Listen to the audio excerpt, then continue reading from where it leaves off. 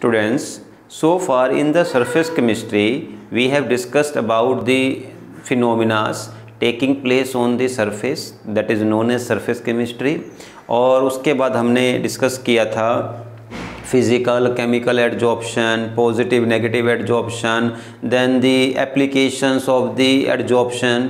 ठीक, तो अब हमें नेक्स्ट टॉपिक की तरफ मूव करना है इस चैप्टर में, that is catalysis. Now catalysis, ये वर्ड हमारा कैटेलिस्ट से बना हुआ है. कैटेलिस्ट से ही इस वर्ड का लिंक है और आपने पढ़ा हुआ है +1 तक. What is catalyst? Which increase the rate of reaction.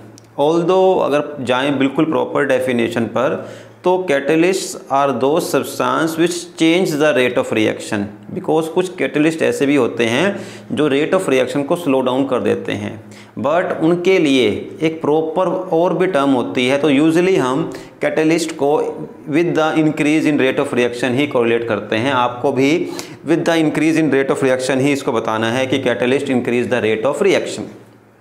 Now जिस किसी the process by which catalyst increase the rate of reaction, this process is known as catalysis. इस प्रोसेस को हम क्या बोलते हैं? कैटेलिसिस. तो कैटेलिसिस एक प्रोसेस है जिसमें कि कैटेलिस्ट किसी भी रिएक्शन के रेट को इंक्रीज करता है. अब वो कैसे करता है, थर्ड चैप्टर में कर चुके हैं काइनेटिक्स में. ये जो एक्टिवेशन एनर्जी है उसकी डिमांड को कम कर देगा. It will lower down the और डिक्रीज दी एक्टिवेशन एनर्जी. तो ये कैटेलिस्ट का मेन फंक्शन है कि ये एक्टिवेशन एनर्जी को कम करके रेट ऑफ रिएक्शन को इंक्रीज कर देगा. ठीक, इसी से जुड़ा हुआ एक वर्ड और होता है, that is known as poison. Poison और इनहिबिटर. अब जरा ध्यान देना, पॉइजन कैटेलिस्ट या इनहिबिटर क्या होगा. देखो, इनहिबिट का मतलब होता है स्टॉप करना. इंग्लिश का वर्ड है inhibitor. Inhibit means to stop, to prevent. और पॉइजन का मतलब भी कोई ऐसा सब्सटेंस जो किसी एक्टिविटी को रोक दे. जैसे हमारी बॉडी के लिए कोई पॉइजन है तो वो हमारे बॉडी की जो मेटाबॉलिक प्रोसेसेस हैं उन्हें रोक देगा, स्लो डाउन कर देगा या रोक देगा. अगर स्लो पॉइजन है तो उसको स्लो डाउन करेगा. अगर वो एक स्ट्रॉन्ग पॉइजन है तो उसी समय ही बिल्कुल स्टॉप ही कर देगा, स्लो डाउन नहीं करेगा बल्कि रोक देगा. तो यही काम है यहाँ पर पॉइजन और इनहिबिटर कैटेलिस्ट का. ये रेट ऑफ रिएक्शन को स्लो डाउन कर देंगे या फिर बंद भी कर सकते हैं depending upon their mode of action. तो पॉइजन और इनहिबिटर आर दो substances which decrease the rate of reaction. तो इसीलिए हम कैटेलिस्ट को मान लेते हैं कि जो इंक्रीज कर रहा है. और पॉइजन और इनहिबिटर ऑल्दो है ये भी कैटेलिस्ट, बट इनके आगे आपको लिखना पड़ेगा पॉइजन और inhibitor, they will slow down the rate of reaction. ठीक, अब ये रेट ऑफ रिएक्शन को स्लो डाउन कैसे करते हैं? देखो, आपके पास कोई भी रिएक्टेंट है तो रिएक्टेंट पर ये साइट है. ठीक, इस साइट पर दूसरा रिएक्टेंट अटैक करेगा. जैसे ये मान लो, मैंने थोड़ा बनाया रफली, आप इसको मान लेना जैसे भी है. तो ये और ये आपस में कंबाइन करेंगे. बट अगर ये साइट ब्लॉक हो जाए तो ये इस पर अटैक नहीं कर सकता. तो कौन ब्लॉक करेगा, पॉइजन या इनहिबिटर? तो पॉइजन या इनहिबिटर इस साइट को ब्लॉक कर देगा, यहाँ पर आकर के अटैक करेगा. तो ये ए और बी जो रिएक्टेंट थे ये आपस में रिएक्ट नहीं कर सकेंगे. तो रिएक्शन जो है वो स्लो डाउन या होगी ही नहीं, या स्लो डाउन हो जाएगी या नहीं होगी. ठीक है, तो ये काम होता है आपके पॉइजन या. अब क्वेश्चन आ सकता है कि हाउ द इनहिबिटर और poison slow down the rate of reaction. तो आप लिख सकते हो द पॉइजन और inhibitor prevent means they attack on the active site and that it don't allow the reactant to combine. ये reactants को आपस में combine होने में या collide होने के लिए उसे बचाएगा. ठीक, अच्छा, अब यहाँ पर कुछ कैटेलिसिस और कैटेलिस्ट के टाइप देख लेते हैं. सबसे पहली कैटेलिसिस है होमोजीनियस. ये आप वर्ड 9th क्लास से ही पढ़ते आए हो, होमोजीनियस. और एक जहाँ भी होमो आया तो वहाँ हेट्रोजीनियस. ठीक है, ये दो वर्ड सॉल्यूशन चैप्टर में भी आते रहते हैं. वी नो होमो का मतलब सेम, और जहाँ ये होमोजीनियस आ गया सेम फेज, इसका मतलब क्या होता है हमेशा सेम फेज, और हेट्रोजीनियस का मतलब होता है डिफरेंट फेज। तो बस इसी का ही थोड़ा सा यूज़ करना है आपको। देखो, अगर आपके पास रिएक्टेंट ये A plus B, reactant plus catalyst, यहाँ पे क्या यूज़ करते हैं हम, लिखते क्या हैं, कैटलिस्ट को लिखते हैं कैटलिस्ट, और क्या बन गया product C plus D. Reactant, catalyst और प्रोडक्ट तीनों एक ही फेज में हो, मीन्स तीनों या तो लिक्विड में हो या तीनों ही या फिर गैस में हो। ऑल्दो दोनों रिएक्टेंट कभी भी सॉलिड नहीं हो सकते, ये देखना ध्यान रखना। बहुत रेयर कोई रिएक्शन है जिसमें दो सॉलिड आपस में रिएक्ट करके कोई रिएक्शन कर दें, क्योंकि जो सॉलिड वाले सब्सटेंसेस होंगे उनके पास बहुत बहुत बहुत कम एनर्जी होगी, तो वो आपस में रिएक्ट नहीं कर सकते। देखा होगा आपने, हमेशा रिएक्शन होती है सॉल्यूशन फॉर्म में। जब भी आप जाओगे लैब में, आपको पहले उसका सॉल्यूशन प्रिपेयर करना होगा तो रिएक्शन होगी। तो हम ये मे भी तीनों गैस में हो या तीनों ही लिक्विड में हो, सॉलिड तो नहीं होगा। तो वो होता है homogeneous phase, homogeneous catalysis. Example देख लेते हैं, रखना याद, आपको काम आ सकता है एग्जाम्पल। जैसे SO2, इसकी रिएक्शन करवा दो O2 से, means oxidation of SO2, SO2 plus O2, ये आपको P ब्लॉक में रिएक्शन आएगी, ठीक है। और ये NO की प्रेजेंस में होगा। NO का मतलब हो गया आपका नाइट्रस ऑक्साइड। तो SO2 प्लस O2 और NO की प्रेजेंस, तीनों ही गैस, SO2 भी गैस है, ऑक्सीजन भी गैस है और NO भी गैस है, और इससे जो बनेगा वो बनेगा SO3। ऑल्दो ये बैलेंस नहीं है, बट जो बनना है यहाँ पर वो SO3 बनेगा, और ये भी क्या है, गैस। तो तीनों ही चीज़ें, गैस गैस गैस, तीनों रिएक्टेंट, प्रोडक्ट एंड कैटलिस्ट, तीनों किस में हो गए, गैस में। तो ये एक एग्जाम्पल हो गया होमोजीनियस का। इसी के साथ एक एग्जाम्पल और भी है जो हम कर चुके हैं केमिकल काइनेटिक्स में, और मैंने कहा भी था कि मैं इस रिएक्शन को मैं कई एग्जाम्पल्स में यूज़ करूँगा। एंड बेस्ट वे कि आपके पास रिएक्शन एक है, उसको आप अलग अलग जगह पे यूज़ कर सकते हो, तो अच्छी बात है कि एक ही रिएक्शन को बार बार यूज़ करना। अब मैं एग्जाम्पल लूँगा जो हमने किया था काइनेटिक्स में स्यूडो ऑर्डर रिएक्शन का। देखो, ये थी स्यूडो ऑर्डर रिएक्शन आपकी, CH3COO C2H5, ethyl acetate plus water in the presence of H positive means acid है। अब एसिड बेस तो लिक्विड फॉर्म में काम करेंगे, HCl लो या H2SO4 वो लिक्विड ही होगा। तो आपका जो भी कोई एसिड या बेस है वो लिक्विड ही होता है, तो ये एसिड भी लिक्विड हो गया। और क्या बनेगा यहाँ, CH3COOH प्लस C2H5OH। अब देखो, इथाइल एसीटेट ये भी लिक्विड, वाटर ये भी लिक्विड, एसिड कैटलिस्ट ये भी लिक्विड, दोनों प्रोडक्ट ये भी लिक्विड। तो यानी कि ये भी एग्जाम्पल हो गया आपका एक होमोजीनियस कैटालिसिस का। अब तीनों लिक्विड फेज में है, प्रोडक्ट, कैटलिस्ट एंड रिएक्टेंट, और ये स्यूडो ऑर्डर का भी एग्जाम्पल था, ठीक। तो ये हम कर चुके थे पहले भी, तो दोबारा से एग्जाम्पल को यूज़ करना अच्छी बात है। वो एग्जाम्पल भी दोबारा से रिवाइज हो गया और ये भी इसमें जुड़ गया, तो एक ही रिएक्शन अब, और ये रिएक्शन और जगह काम आती है। ऑल्दो अभी दो एग्जाम्पल किए हैं, एक जगह और काम आएगी बाद में। अच्छा, हेट्रोजीनियस, साफ पता चल गया है कि रिएक्टेंट, कैटलिस्ट या प्रोडक्ट तीनों एक फेज़ में नहीं होंगे। अब हो सकता है कि रिएक्टेंट और प्रोडक्ट हो जाएं आपके दोनों लिक्विड में, बट जो कैटलिस्ट है वो हो जाए गैस में, या फिर एक गैस, एक सॉलिड, एक लिक्विड, मीन्स तीनों में से कम एक फेज़ अलग होना चाहिए, ठीक। जैसे कि बहुत ही बढ़िया एग्जाम्पल जो +1 से करते आए हो फर्स्ट यूनिट से, Haber process. What is Haber process, nitrogen और hydrogen changes into ammonia. Haber process is used for the formation of ammonia. Nitrogen और हाइड्रोजन की रिएक्शन से होएगा, बैलेंस करना है तो कर देना, ऑल्दो कोई इशू नहीं रहेगा। But N2 means gas, H2 means gas, ammonia means gas, लेकिन जो इसका कैटलिस्ट है वो क्या है, आयरन एंड मोलिब्डेनम दोनों क्या हैं, सॉलिड। तो बस अब यहाँ पर जो कैटेलिस्ट है वो रिएक्टेंट और प्रोडक्ट से अलग है, उनका फेज अलग है। ये गैसेस में थे और ये सॉलिड में है। रिएक्टेंट सॉलिड हो सकता है, जैसे निकल प्लेटिनम करते आए हो आप। तो ये रिएक्शन हो गई आपकी एक हेट्रोजीनियस कैटेलिसिस का एग्जाम्पल। ठीक, तो ये होमो एंड हेट्रोजीनियस कैटेलिसिस हो गई। ठीक, नाउ आपके पास जो एक कैटेलिसिस है एक्चुअल में ये कैसे काम करती है, इसके रिगार्डिंग एक थ्योरी है।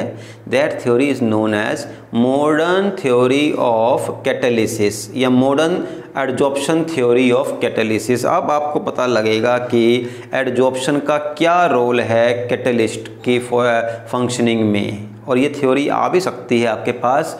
ऑल्दो इसमें जितने भी पॉइंट्स हैं बड़े ही सिस्टमेटिक वे में हैं।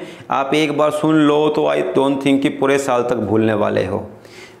6 पॉइंट्स हैं, बहुत एक जैसे बोलते हैं कि एक सिस्टम में होने वाला है, वन आफ्टर अदर, और पता होना चाहिए आपको, खुद ही पता लग जाएगा कि ये होने वाला है अगर आपने समझ लिया तो।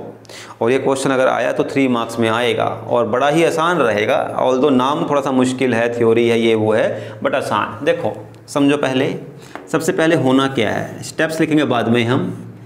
पहले क्या हुआ, ये कैटेलिस्ट है, ठीक है, और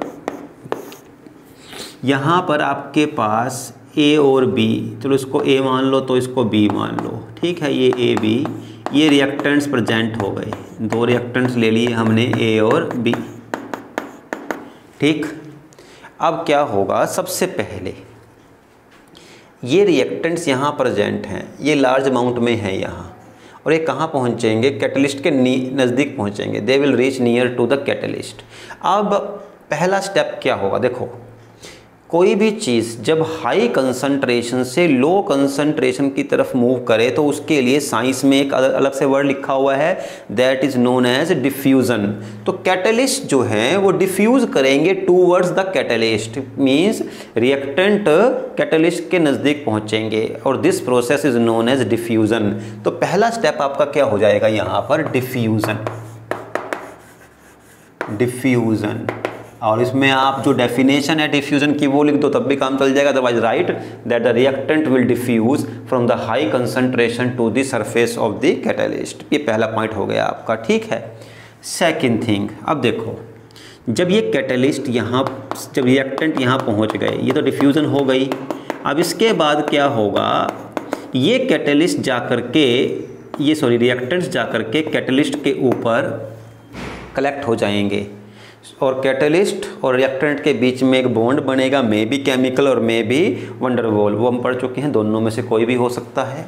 तो जब ये रिएक्टेंट्स कैटलिस्ट के ऊपर जा कलेक्ट हो गए, यही तो पूरी हमारा सब एक आज का चैप्टर है, वो क्या है, एडजॉर्प्शन। तो सेकंड स्टेप क्या हो गया, adsorption of reactant. Second step क्या हो गया, एडजॉर्प्शन ऑफ रिएक्टेंट। जो आपके रिएक्टेंट्स हैं वो जा करके कैटलिस्ट पर एडजॉर्ब हो गए। अच्छा, अब मान लो जैसे ये कैटलिस्ट का सरफेस है, इस पर ये और ये जा कर के एडजॉर्ब हुए। अब इसके बाद क्या होगा, इन दोनों के बीच में, ये ए और बी, इनके बीच में बॉन्डिंग स्टार्ट होगी और बनेगा इंटरमीडिएट कॉम्प्लेक्स। हमेशा रिएक्टेंट के प्रोडक्ट में कन्वर्जन से पहले क्या बनता है, इंटरमीडिएट कॉम्प्लेक्स, जो कि हम पढ़ चुके हैं काइनेटिक्स में, बहुत हाईली अनस्टेबल होता है। हाईली अनस्टेबल क्यों होगा, क्योंकि इसकी एनर्जी सबसे हाई होती है, जितनी एनर्जी हाई उतना अनस्टेबल। तो इंटरमीडिएट कॉम्प्लेक्स बनेगा। तो बस थर्ड स्टेप यही है, फॉर्मेशन ऑफ इंटरमीडिएट कॉम्प्लेक्स। ठीक है, तो इंटरमीडिएट कॉम्प्लेक्स की फॉर्मेशन होगी, और उसके बाद ये जब जुड़ जाएंगे तो क्या बन जाएगा, C+D, यानी कि फोर्थ स्टेप में क्या होगा, आफ्टर दी, जो पता ही है आपको, रिएक्टेंट के बाद intermediate and after intermediate product. तो नेक्स्ट स्टेप होगा, ये आपस में जुड़ करके दोनों जुड़ेंगे और क्या बन जाएगा, प्रोडक्ट। मान लो प्रोडक्ट ये बना, ठीक, तो next step is the formation of product. अब प्रोडक्ट बन गया तो बस कैटलिस्ट का फंक्शन ख़त्म। तो क्या होगा, अब ये प्रोडक्ट कैटलिस्ट के सरफेस को लीव करेगा, यहाँ से बाहर निकल जाएगा। क्यों? ताकि कैटलिस्ट फ्री हो सके और रिएक्टेंट को प्रोडक्ट में कन्वर्ट करने के लिए। तो रिएक्टेंट यहाँ से फ्री हुआ तो प्रोसेस कौन सी हो गई? डीजॉर्प्शन। तो अब डीजॉर्प्शन का मतलब होता है रिमूवल ऑफ द एडजॉर्बेट। तो यहाँ प्रोडक्ट जो कि अब एज ए एडजॉर्बेट काम कर रहा था, इस सरफेस से जाकर के डीजॉर्ब हो जाएगा। डीजॉर्प्शन ऑफ रिएक्टेंट प्रोडक्ट हो जाएगी आपकी। और 6 स्टेप इज़, जो प्रोडक्ट आप बन करके यहाँ इकट्ठे हो जाएंगे वो दोबारा से डिफ्यूज़ हो जाएंगे, मीन्स यहाँ से दूर चले जाएंगे, क्योंकि जब कंसंट्रेशन यहाँ बढ़ेगी तो वो दूसरी तरफ चले जाएंगे ताकि रिएक्टेंट और आ सके यहाँ पर। और last step is the diffusion of product. तो फर्स्ट स्टेप था डिफ्यूजन ऑफ रिएक्टेंट और लास्ट स्टेप हुआ डिफ्यूज़न ऑफ प्रोडक्ट। और ये पूरी की पूरी एक modern adsorption theory of catalysis हो गई। तो देखो इसमें आपने क्या पढ़ा? सबसे पहले रिएक्टेंट्स नज़दीक आएंगे कैटलिस्ट के, फिर वो कैटलिस्ट पे जाकर के जम जाएंगे, मीन्स एडजॉर्ब हो जाएंगे। उसके बाद बनेगा intermediate. After the formation of intermediate जो बनता है वही प्रोडक्ट बनेगा। फिर प्रोडक्ट भी अलग हो जाएगा कैटलिस्ट से, ताकि सरफेस जो है वो अवेलेबल हो जाए बाकी आने वाले रिएक्टेंट्स के लिए। और फिर वो जो आपके पास प्रोडक्ट बना है वो भी डिफ्यूज़ हो जाएगा from there to low concentration. और ये बड़ी आसान सी एक मॉडर्न कैटालिसिस थ्योरी हो गई, इसमें कोई भी आपको मुश्किल नहीं आने वाली। ठीक है, तो हमने आज ये थ्योरी भी की।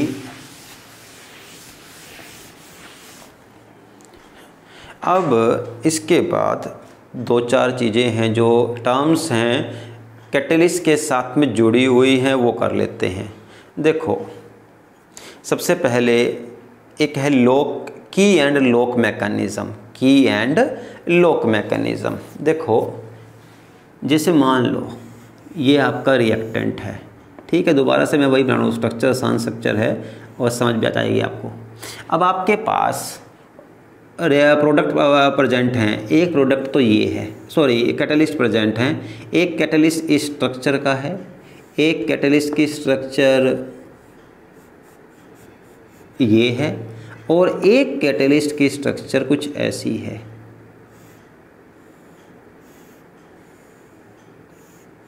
ठीक, 3 कैटलिस्ट हुए और ये रिएक्टेंट है। और रिएक्टेंट के साथ क्या जुड़ेगा? कैटलिस्ट, या फिर कैटलिस्ट जुड़ेगा विद द रिएक्टेंट। ठीक, अब इस रिएक्टेंट और कैटलिस्ट के बीच में रिएक्शन होनी है। क्या ये इससे जुड़ेगा? नहीं जुड़ेगा। क्या ये जुड़ेगा? नहीं जुड़ेगा। कौन सा जुड़ पाएगा इसके साथ? ये वाला। क्यों? क्योंकि ये इन दोनों की शेप एक दूसरे के कॉम्प्लीमेंट्री है। जो इसमें कमी है वो यहाँ प्रेजेंट है और जो यहाँ प्रेजेंट में वही उसमें कमी है। इसका मतलब यहाँ पर जैसे हर लॉक के लिए एक स्पेसिफिक की है, आप एक की से सभी लॉक को ओपन नहीं कर सकते, ऐसे ही हर एक कैटलिस्ट हर एक रिएक्शन के लिए स्पेसिफिक है। जैसे हमने हैबर प्रोसेस में आयरन लिया और मोलिब्डेनम लिया, तो हम आयरन और मोलिब्डेनम को लेकर के हर एक रिएक्शन नहीं कर सकते। उस रिएक्शन से हम N2+H2 को अमोनिया में ही कन्वर्ट कर सकते हैं। तो जो आपके एंजाइम्स हैं या जो कैटलिस्ट हैं, ये की एंड लॉक मैकेनिज़्म पर डिपेंड करते हैं। वो किस लिए? क्योंकि देखो यहाँ पर इसको रखना है E+S। तो देखो E का मतलब क्या होता है? जो एंजाइम की एक्टिव साइट है, E जो है वो एक्टिव साइट ऑफ एंजाइम। ठीक, और S क्या होता है? Substrate. At S is known as the substrate. तो आपका जो एक्टिव साइट और सबस्ट्रेट हैं वो एक दूसरे के कॉम्प्लीमेंट्री होने चाहिए। एंड दिस होल प्रोसेस और whole phenomena is described by the key and lock mechanism. Although ये क्वेश्चन आने का चांस कोई है नहीं है। हाँ, इसमें कुछ ऐसा स्ट्रक्चर दे के बोल दे, बताओ इनमें से कौन सा की एंड लॉक मैकेनिज्म के अंडर काम करेगा। तो जैसे मान लो आपके पास एक तो ये दे दिया, ये A बना दिया, फिर B में क्या किया, ये ऐसे कर दिया तो वो एक कोई ना कोई MCQ बन सकता है इसमें कि कौन सा की एंड लॉक मैकेनिज्म के अंडर में काम करेगा, तो आपको शेप देख करके ही पता चल जाएगा। ठीक, इसके बाद हमारे पास कुछ टर्म्स, सिंपल सी टर्म्स हैं जो कैटालिसिस में काम आती हैं और ये आ भी चुकी हैं सब बोर्ड में 1-2 बार। First is activity. Now activity is very simple, जिससे देखो भाई एक्टिविटी का मतलब होता है कुछ भी करने की टेंडेंसी, जो जितना एक्टिव होगा वही काम उतना फालतू करेगा। सो activity means the tendency of catalyst और एंजाइम। और एंजाइम, देखो एंजाइम भी हमारी बॉडी के अंदर कैटलिस्ट का काम करते हैं। They help in various reactions in our body. ठीक, they increase the rate of these biological processes. So activity means the tendency of the catalyst or enzyme to increase the rate of reaction। और जितना ज़्यादा active होगा उतना ही rate of reaction को increase करेगा। तो अगर डेफिनेशन आई तो ये लिखोगे the tendency of the enzyme और कैटलिस्ट, आप कैटलिस्ट लिख दो, the tendency of catalyst to increase the rate of reaction is known as activity. इसमें कोई मुश्किल नहीं। बट सेकंड जो है ये सबसे इम्पोर्टेंट है, इसमें घुमा फिरा करके 3-4 बार क्वेश्चन पूछे जा चुके हैं। Selectivity, what is selectivity? अब देखो एग्जाम्पल समझेंगे। आपके पास CO+H2, फिर दोबारा से CO+H2 और फिर दोबारा से CO+H2 आ गया। ठीक, यहाँ पर कैटलिस्ट लिया हमने कॉपर Cu, यहाँ पर कॉपर तो लिया बट साथ में ZnO एंड Cr2O3 ले लिया, ZnO एंड Cr2O3, और यहाँ पर ले लिया आपने प्लेटिनम या निकल। निकल ले लो या प्लेटिनम ले लो, कोई दिक्कत नहीं है। ठीक, अब देखो रिएक्टेंट्स तो तीनों कंडीशन में सेम हैं बट अलग क्या है? कैटलिस्ट। और ज़रा ध्यान देना, अगर कैटलिस्ट अलग हुआ तो प्रोडक्ट भी अलग अलग बनेंगे। ऑल्दो आपको ये रिएक्शंस याद करने की ज़रूरत नहीं है, समझने की ज़रूरत है। यहाँ बनेगा HCHO अल्डिहाइड, यहाँ बनेगा CH3OH अल्कोहल और यहाँ बन जाएगा CH4। अब ज़रा देखो ध्यान दो, ये no need to cram these reactions. ठीक, यहाँ क्या हुआ, रिएक्टेंट्स तो सेम थे बट प्रोडक्ट अलग अलग बन गए।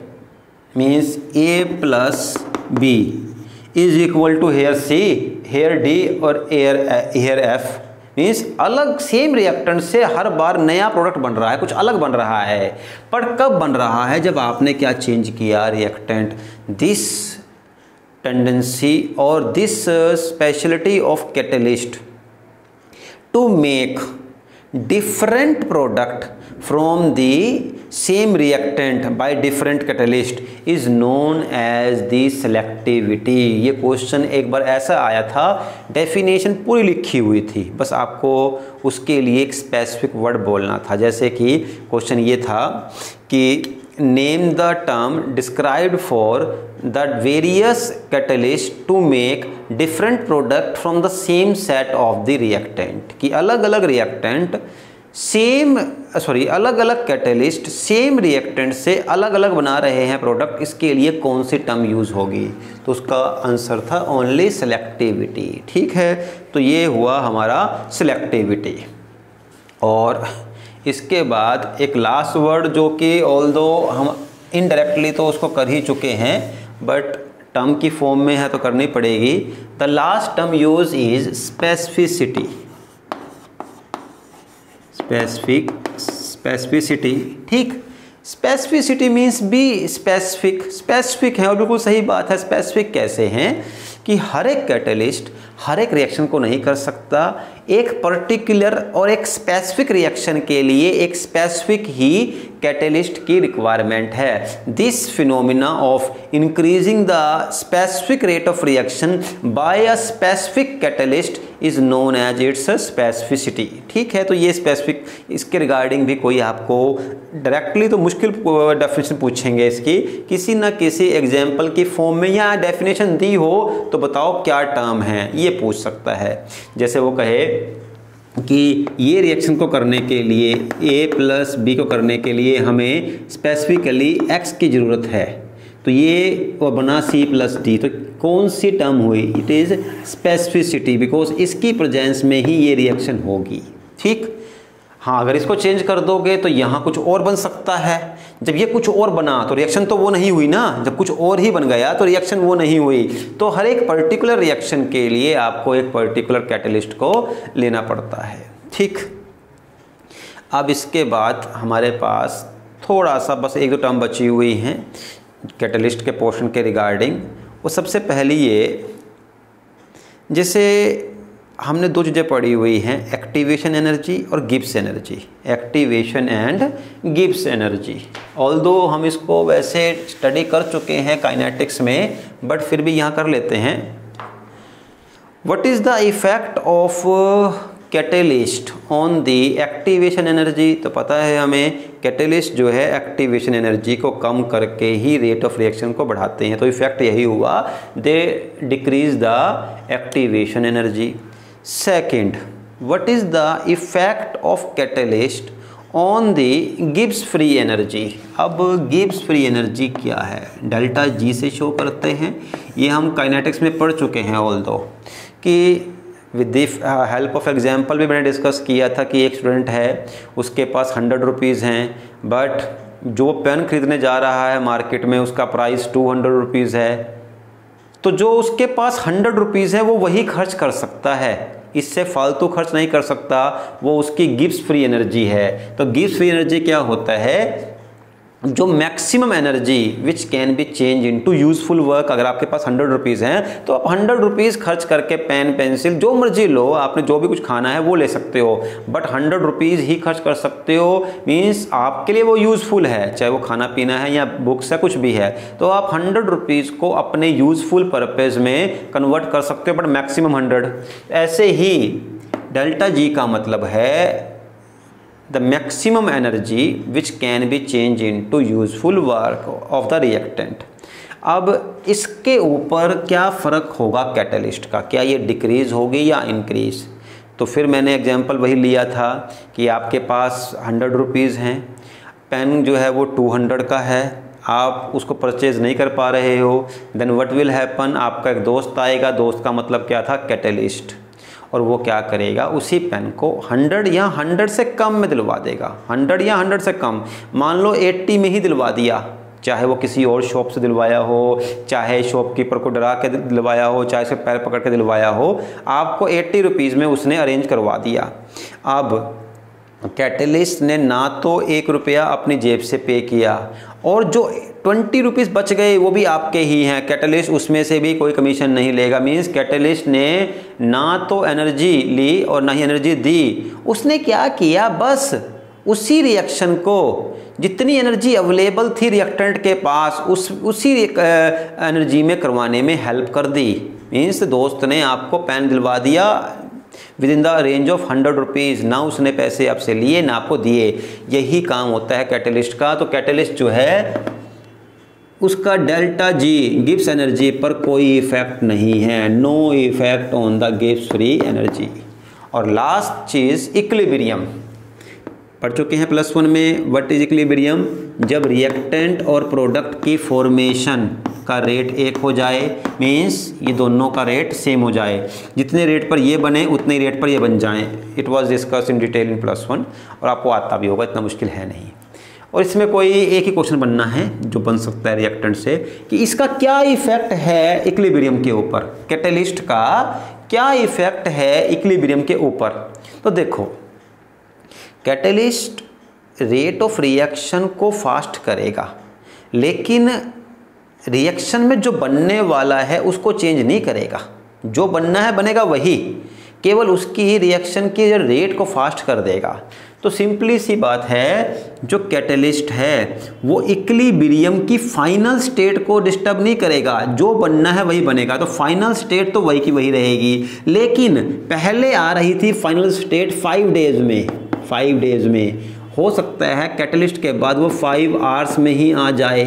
मीन्स मेन बात है कि कैटलिस्ट केवल इक्विलिब्रियम को जल्दी अचीव करने में हेल्प कर सकता है, बस। It means catalyst will help in achieving the equilibrium early, but it will have no effect on the end stage. जो एंड स्टेज है, इक्विलिब्रियम जहाँ बनना था वहीं बनेगा, जिस पॉइंट पर बनना था उसी पॉइंट पर बनेगा, उसमें फ़र्क नहीं आएगा, जो बनना था वही बनेगा, बस जल्दी बनेगा, इतना ही इफेक्ट रहेगा कैटलिस्ट का। ठीक, तो हमने आज इस वीडियो में कैटलिस्ट के रिगार्डिंग जितने भी पॉसिबल इफ़ेक्ट्स टर्म्स थी वो सारी कर ली। तो हम अब नेक्स्ट वीडियोस में भी यही ट्राई करेंगे कि मैक्सिमम जितना टॉपिक कवर हो सके, बिकॉज अभी आपको सब ऑनलाइन ही स्टडी करना है एंड थोड़ा और स्टडी करनी पड़ेगी आपको बेटर अब। तो अब वीडियोस 10-20 मिनट्स के बजाय थोड़ा सा हमें अब इनकी लेंथ को इंक्रीज़ करना पड़ेगा, मे बी 30-40 और some time may be 50 minutes, but now it's required and you should be more sincere about this. And one more thing, जैसे ही आपके पास ये सरफेस केमिस्ट्री ख़त्म होगी, there will be a test for the surface chemistry, and surface chemistry के साथ ही आपकी फिज़िकल केमिस्ट्री का एंड हो जाएगा। सॉलिड स्टेट जो ऐड किया है चैप्टर, उसके रिगार्डिंग हमारे पास अभी कोई इन्फॉर्मेशन नहीं है, क्योंकि सीबीएसई बोर्ड से इन्फॉर्मेशन आई है कि सिलेबस रिवाइज होना है। तो अब हो सकता है कि सॉलिड स्टेट को जो ऐड किया है उसी चैप्टर को रिमूव कर दें, तो वो चैप्टर अभी नहीं कर रहे हैं। ऑल्दो वो चैप्टर फिजिकल केमिस्ट्री का पार्ट है, तो उसको अब वो कौन सा चैप्टर रिमूव होगा वी डोंट नो, तो अभी वो चैप्टर नहीं कर रहे हैं। अदरवाइज़ उसको ये मानते हुए नहीं आएगा तो आपकी फ़िज़िकल केमिस्ट्री पूरी होती है। पहले टेस्ट होगा आपका सरफेस केमिस्ट्री का, और सरफेस केमिस्ट्री के बाद मैं पूरी फिज़िकल केमिस्ट्री का एक कंबाइंड टेस्ट लूँगा। ठीक है, तो उसके लिए आपने रेडी रहना है। Next week may be Monday और जैसे भी लगता है आपका एक कंबाइंड टेस्ट 4 यूनिट्स का हो जाएगा। उसके रिगार्डिंग आपकी कोई भी अगर सजेशन है then you can talk me on WhatsApp. Okay.